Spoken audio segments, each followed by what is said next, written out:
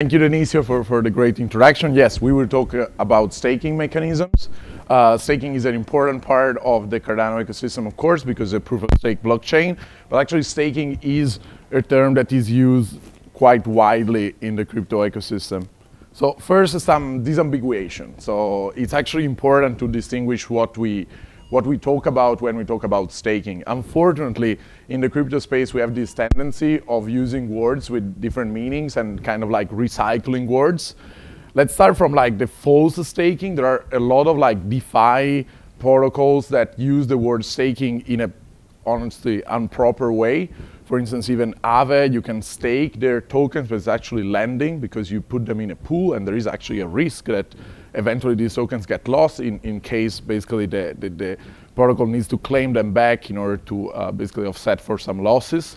But they call it staking. Why? Because in the end, you lock the tokens into a smart contract, and when you lock a token into a smart contract, it's often referred to as staking. Then there are other forms of staking, like staking as a service, when you stake through basically a third party, like an exchange, and they call it staking as well. That's a bit more true, okay, but it's still not really staking. There's also liquid stakings, like you can do on Lido, basically, where you do staking, but then they give to you some kind of like other tokens that are wrappers of the token that you put on staking. Still, they call it staking. And then there is what we say is the true staking. So the staking that you actually use within proof-of-stake blockchain to validate transactions. Now, also, maybe before we pass to the next slide, let's try to understand where are the regulatory issues. For sure, there are regulatory issues with the false staking. When we are talking about lending and DeFi, there are a lot of, let's say, regulatory concerns about DeFi. There are regulatory concerns also about, let's say, other stakings, so staking as a service, liquid staking. While on the true staking, so the service that you perform for your blockchain to help the blockchain validate transactions, that's actually not very concerning from a regulatory perspective. Now, let's try also to understand why staking is concerning for financial regulators. I think that one kind of like exercise that we need to do in the crypto space is to try to put ourselves in the shoes of regulators and of the people that are really outside of our industry and that look at our industry from a third-party point of view and try to understand what we are doing and what's going on. Why staking is concerning for them? Because staking resembles a lot a financial yield, basically. It seems that you give like you lock your money somewhere and you get a yield. And for someone that has been trained all his life to look at debt securities, or bonds, obligations, and so on, they say, I know what this is. I perfectly have seen it many other times, but actually, no. Actually, they don't get what it is. Because staking, yes, entails the distribution of rewards, and these rewards are often calculated as a percentage. And so, again, very similar to how a financial yield works. But the reason why you do that and how it works is completely different. Indeed, like whereas a yield rewards an investment, staking rewards the performance of a service that is necessary for the functioning of a blockchain network. Now, it's interesting to analyze bank deposits via staking deposits, because in conversations with regulators, they did this analogy, and when they did it in front of me, I was like, but no, guys, like you are really not getting it. Because when you deposit your money in a bank, then the bank uses this money, they lend it to someone else, or they do investments, they do whatever they want, but basically they appropriate of your money, and they use it for other purposes, and they remunerate the fact that you are giving them your money. With staking, doesn't happen. With the true staking, I mean, what happens is that the stake tokens stay there. It's not that Cardano or any other chain, they take your token and they use it to something else. And in particular, they don't use it to generate a financial return for them that then they, let's say, remunerate you for. Now, basically, as we said before, the staking per se, so the direct staking, the one that every user can do, doesn't trigger many regulatory concerns. What it's more concerning from a regulatory point of view is the performance of staking as a service, which a lot of exchanges do, actually most exchanges do. And so how to understand when you are a kind of like staking as a service provider what's the situation for you? What are the criteria, the factors that influence basically the regulatory framework in which you move in? Well, for sure, the custody of the tokens. So do you actually take custody of these tokens? What is the unlocking time? Is it just the, let's say, technical time that takes to move the tokens out of the smart contract? Or are you putting some time on top of that because actually you are taking control of those tokens and then you are releasing them to the users?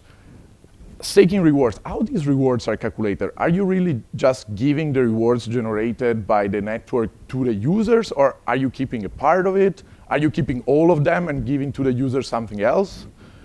And also, of course, the locking of the tokens, which is connected both to the custody and to the unlocking time. In particular, so now we go a bit more technical. What really matters is the power of disposal. The power of disposal is the power basically to move the assets, to dispose of the assets, to give them.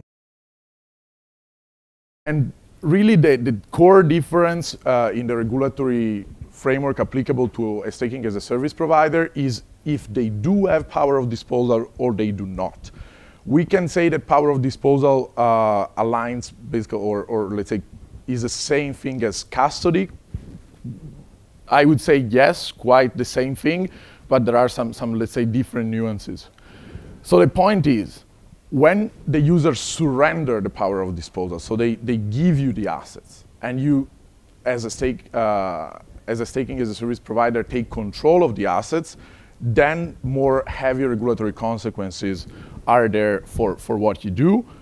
But when you allow the users retain the power of disposal, so you are a non-custodial provider, then actually you are in a far better situation from a regulatory point of view. And now we will really analyze some different cases. One point that I can anticipate that relates specifically to Cardano is that, as you know how, let's say, stake pool operators work, actually you never surrender the power of disposal. You can continue to move your ADA even when they are on staking.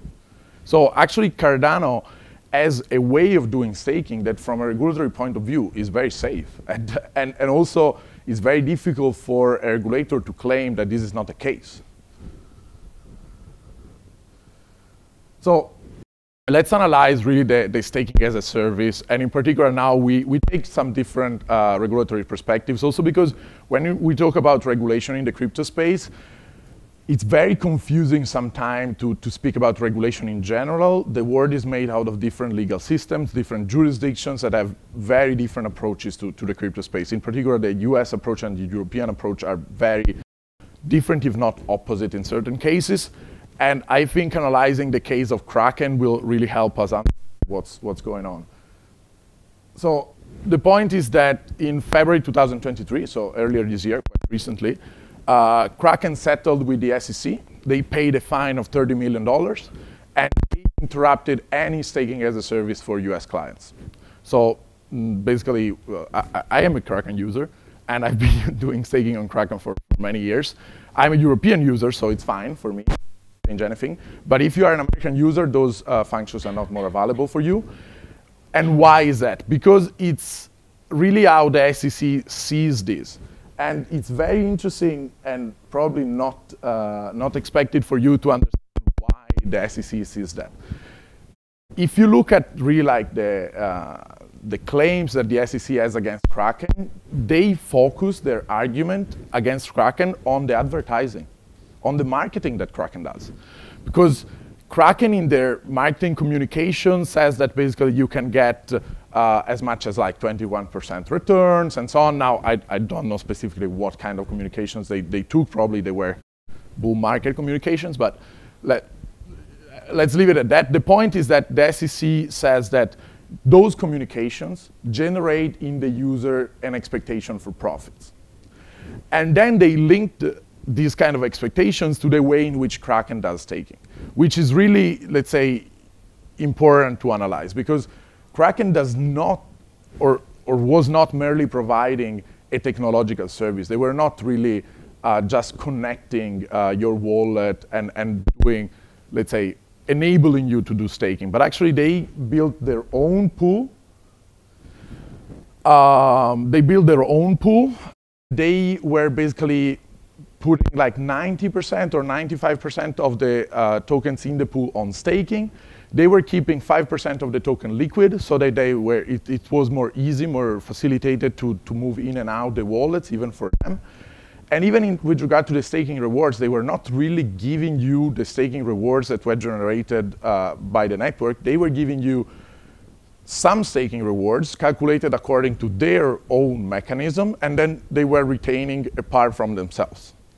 So it is actually quite similar to a financial yield, this thing, because basically you were lending your tokens to Kraken. Kraken was doing whatever they wanted, and they were paying you a yield that was not really depending on how much they were getting from staking. Okay, it was depending because, of course, it needs to be a profitable business, and Kraken will give you basically a fraction of what they get, but it was not a technological service. They didn't build it like that. But it's still very interesting to notice that even within the SEC, and maybe you would not expect that, there was highly criticism about this. There is the commissioner of the SEC that really spoke out and said, we should not do that. We should not regulate crypto and target service providers just by enforcing regulatory actions against them, by fining them, and by preventing them to do things. We should work with crypto players, like in particular players like Kraken that are serious and actually would like to be compliant. And basically what they said is like the approach we are taking is completely detrimental to the industry, is detrimental to the US as a location for crypto business, which I think we all know because I think nobody of you would start a crypto business in the US. And therefore, I think it's a good starting point for a change in the US approach.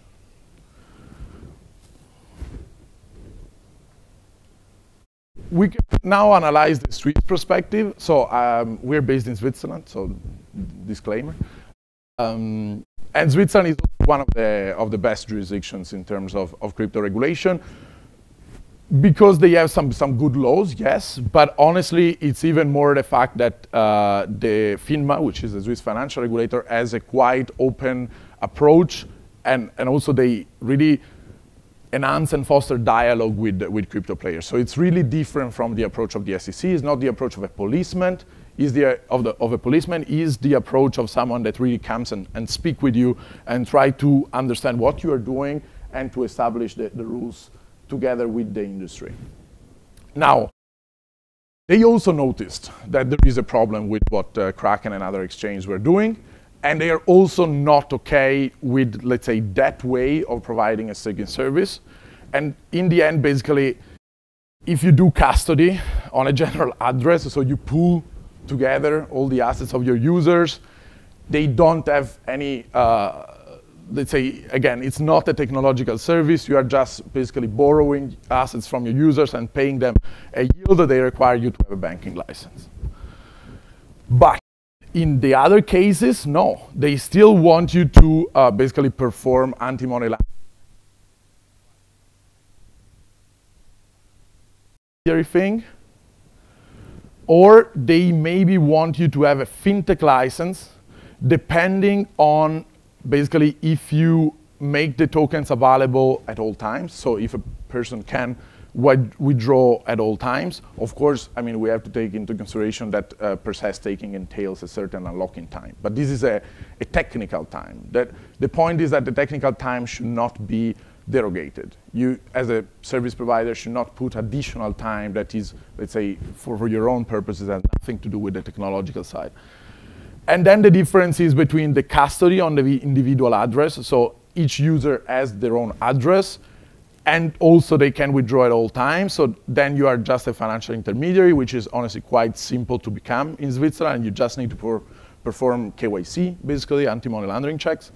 Or if you custody on a general address, then basically you'll need a fintech license. Why so? Because there are different risks. So the FINMA thinks that if every user has an individual address, it's less risky.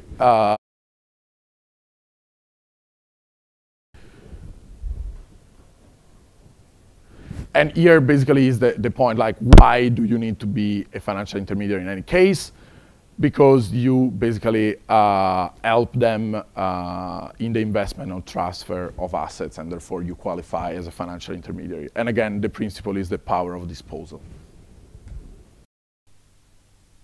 Now we come really to the Cardano ecosystem, and let's analyze why in the Cardano ecosystem staking is not problematic.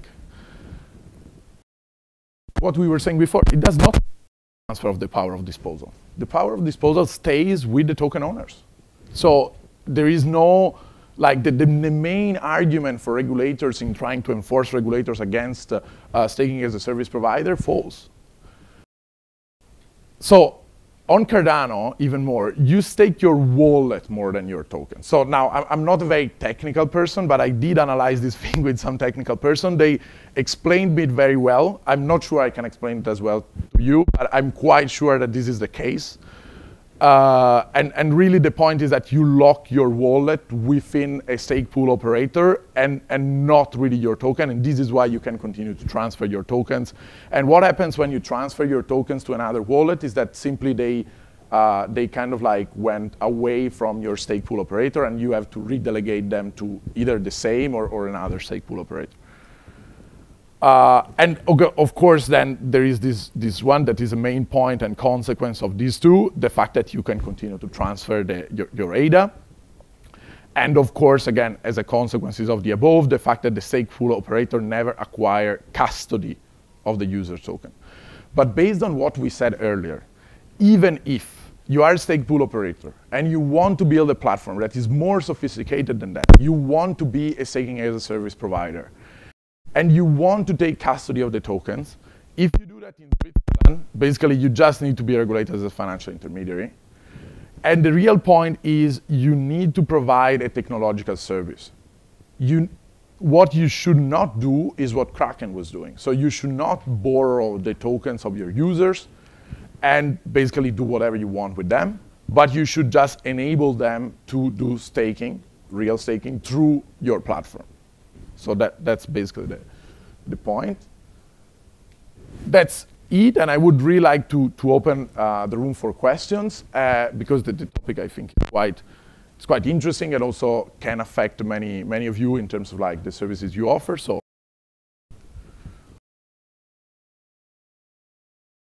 The way you put real staking, it really sounds like that it fits delegated staking mechanism on Cardano. But later on, we have stated that actually the staking mechanism we have in place on this platform is actually fulfilling these stakes, because on your slide you said something like direct staking, but not here is more like a dedicated mechanism. It is true. Like it's often difficult to align the kind of like legal terminology with the technical one. But I mean, the point of true staking is not really to do direct staking. The point of like what is the true staking is that you actually participate in transaction validation within a proof of stake blockchain. This is the point, because the staking, so-called staking that you do on a platform like Aave, and like I don't have anything against Aave, I also use Aave, so it's totally fine, but they say staking when there is no proof of stake, basically blockchain. Like there is nothing that has to do with validating transaction in a proof of stake network. It's just lending. You lend them tokens. Like borrowing and lending, right? Yeah. Might be. I'll tell my interns. No, could, yeah, okay, could be, yeah. Yeah, I also have a question later. Regarding the revenue, because you mentioned that also the plays an important role is party is generating revenue from itself, right? The Cardano platform is actually possible for stake pool operators to set a fee, so they are generating revenue for themselves, and it can be also quite high for different purposes. So that's Thank you for the question. Actually, that's a very important point. It's fine. It's fine to charge a fee. The important is actually to distinguish, let's say, between a fee and, so this one is maybe a complex one. So again, you can charge a fee because you provide a service, and the fee can even be calculated on the staking rewards, but the fee needs to be transparent first. So you need actually to tell your users what are you charging in terms of fee, which was not the case on Kraken. Because on Kraken, the point is that they were telling you, I will give you this return. And usually they give you a fork, actually. They don't give you a percentage. They tell you like it's between 3 and 6 or 4 and 12, whatever.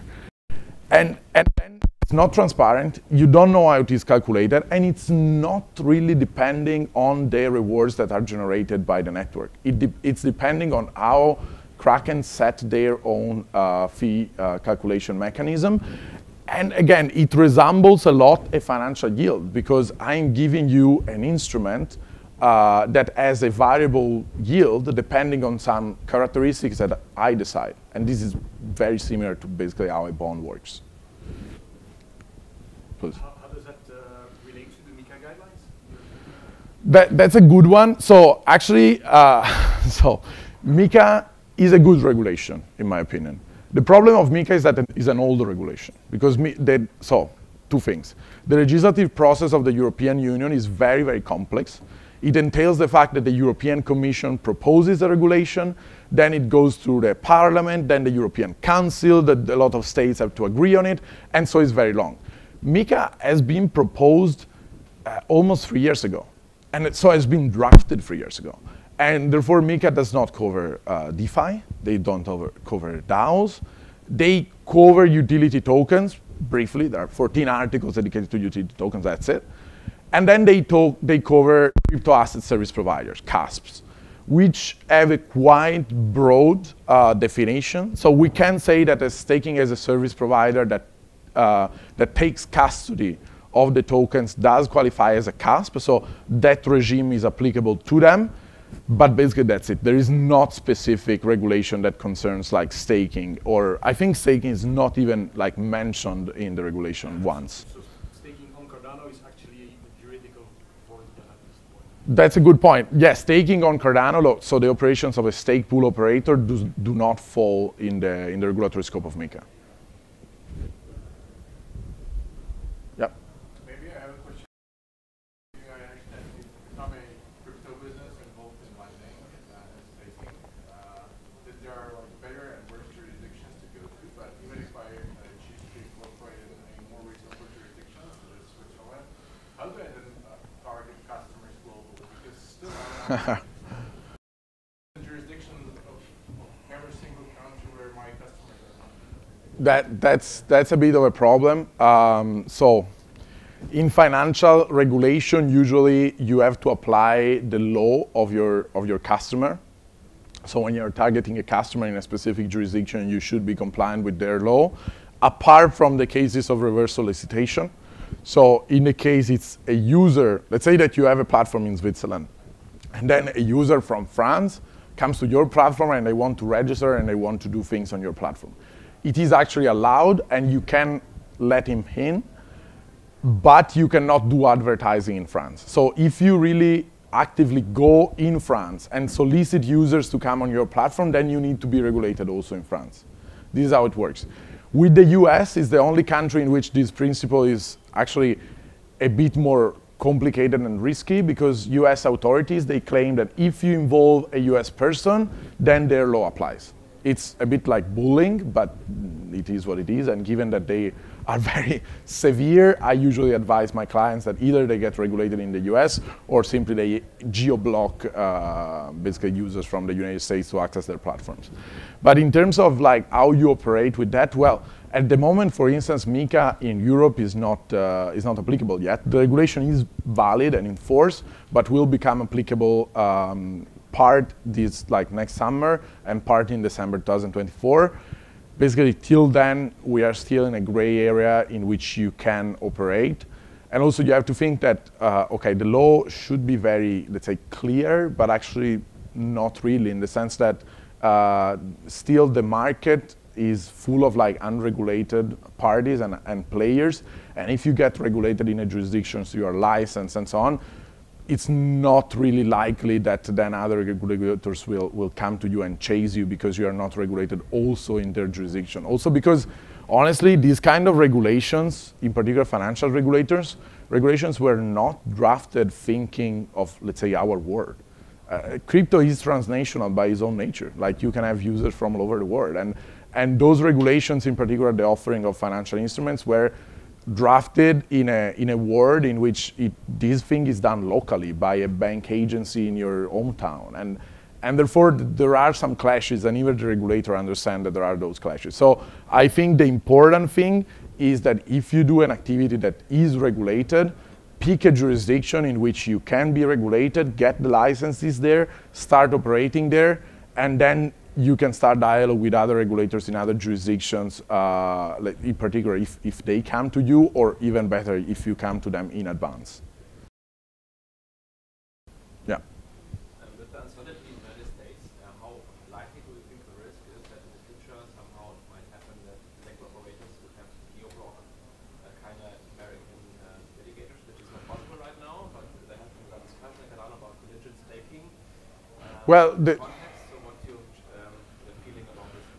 the problem is, I don't know if you have been following, guys, the case against Coinbase or actually other recent cases of the SEC. The problem there is that the SEC thinks that ADA is a security. So we start from a very complicated ground. So, well, the point still is, in my opinion, that because of the characteristics of how stake pool operator works, it's very difficult even for the SEC to claim that this service is anything different from a technological service. You don't take control of the assets. You really just provide a technological service to them. So there is no financial service involved in that.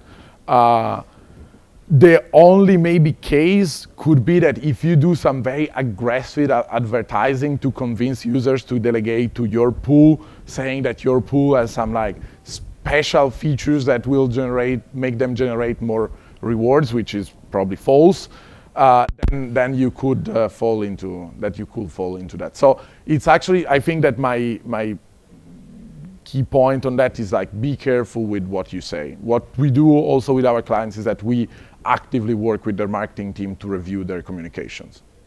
Not everything they say, but we give them guidelines, and then with like more important things, we really review the communications. Yeah. Can you say what these words are? Well, some clients in the past, they asked me to give them a list of like forbidden words. I think to some extent we did that, but I mean you can get to it, like yield, ROI, earn, gain. Like these sort of things. Reward is better, is already better. But yeah, I think with some common sense, you can actually figure that. Yeah. The important thing is, are you generating in a person an expectation of profit or not?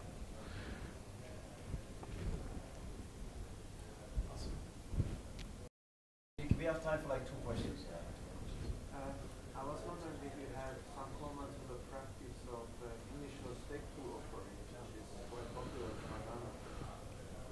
Yeah. So yes, I am familiar with the way in which these offerings are made. I think that more than the modalities of the offering, it's important what you're offering. So how does the token that you're offering qualify? Is the token a utility token? Be qualified as a security token? And based on that, actually, is the most important part. The modalities of are not so important. So basically, if you are a service provider that allows this kind of offering, make sure that the project that is launching the token gives you a legal opinion that confirms the token is not a financial instrument or a security. We have questions for one. Time for one more question. Would you be able to answer questions regarding participants? Yeah, sure. Go ahead.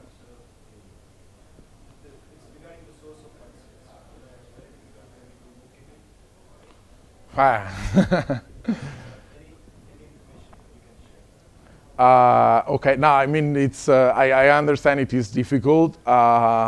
It is a grant. It depends on what kind of organization are you, basically. If you are a company, if you are an association or a foundation. But if you are a company, I would say is a revenue, and you should account it as a revenue. If you are not, then if you are a foundation or an association, then it could be tax-free because it's a kind of gift. All right. Nicola. Thank you.